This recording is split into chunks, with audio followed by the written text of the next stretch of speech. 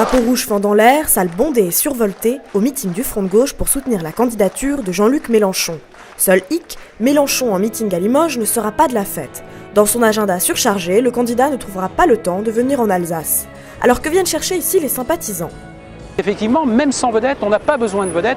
C'est vrai que le fait que Jean-Luc Mélenchon soit là dynamise encore plus, mais tout le monde le voit à la télé. Et donc ils viennent ici en quelque sorte pour se voir eux-mêmes dans la projection de ce qu'est cette présidentielle et de ce que seront les législatives ensuite. Se sont succédés à la tribune Karine Binder, députée allemande du parti de gauche Die Linke, Christian Pierrel, porte-parole national du Parti communiste français, et l'eurodéputé du PCF, Francis Wurz.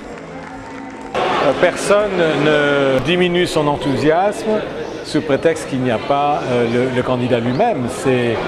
Tout ça est un vaste mouvement dont le candidat est le principal porte-parole, mais nous nous sentons tous des porte-parole de la campagne. Une campagne citoyenne étroitement liée à la dynamique nationale du Front de Gauche.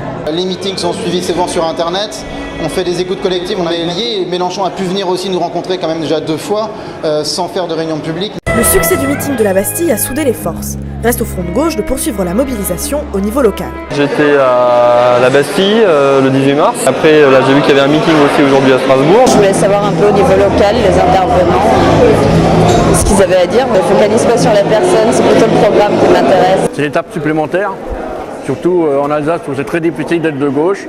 Et donc ça va permettre de faire adhérer les gens. Mélenchon, il a plein de choses à faire, des grands meetings à organiser.